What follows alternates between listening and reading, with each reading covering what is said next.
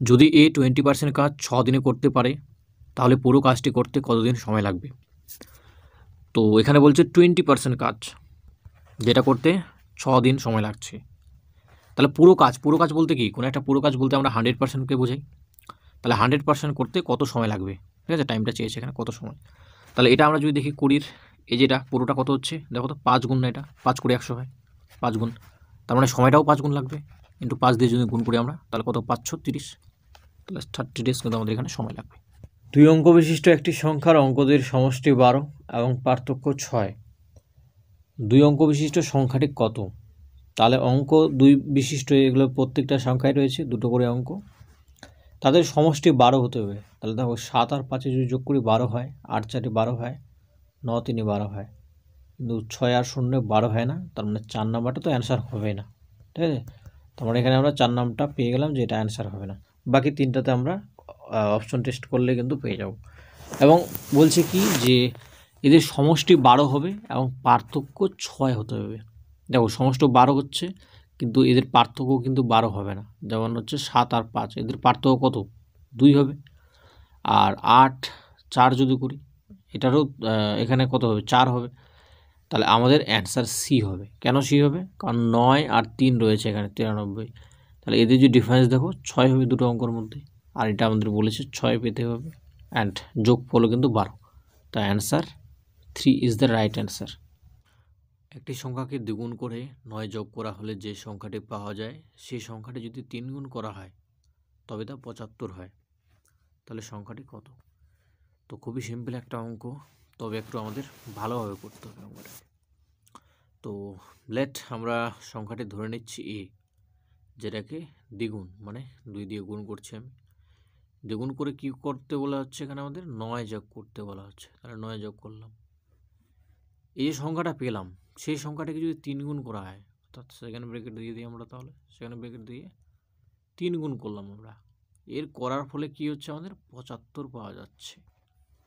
ওকে, তাহলে যেভাবে বলেছিল আমি সেভাবে করে নিলাম এখানে। দেন 2a প্লাস 9, তারপরে আমাদের এখানে কত 3 গুণ রয়েছে আর 75টা এখানে থাক। তো এটা আমরা কী করতে পারি 3 × 25 = 75 এখানে ডিরেক্টলি করে দিতে পারি। তার মানে 2a হবে এখানে। দেন এই 9টা এইদিকে যাবে, এদিকে গিয়ে কী হবে এটা বিয়োগ হয়ে যাবে, প্লাসে রয়েছে মাইনাস হয়ে যাবে এদিকে। তাহলে 9 6 15 অর্থাৎ 16। তার মানে এ সমান সমান কত হয়ে যাচ্ছে 8। তাহলে আমাদের অ্যান্সার কত হয়ে যাবে, আমরা সংখ্যাটা ধরেছিলাম এ, তাহলে অ্যান্সার হয়ে যাবে আমাদের কিন্তু 8। 3 ও 139 এর মধ্যে কতগুলি 8 আছে?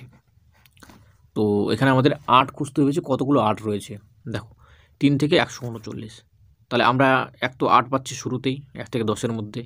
দেন আমরা 8 পাবো কোথায় 18-তে পাবো, 28-এ পাবো, তারপরে কততে পাবো 38-এ পাবো, 48-এ পাবো, 58-তে পাবো, 68-তে পাবো, দেন আমরা পাবো 18-তে 78-তে, তারপরে পাবো আমরা 80-তে, 81, 82, 83, 84, 85, 86, 87, 88, 89,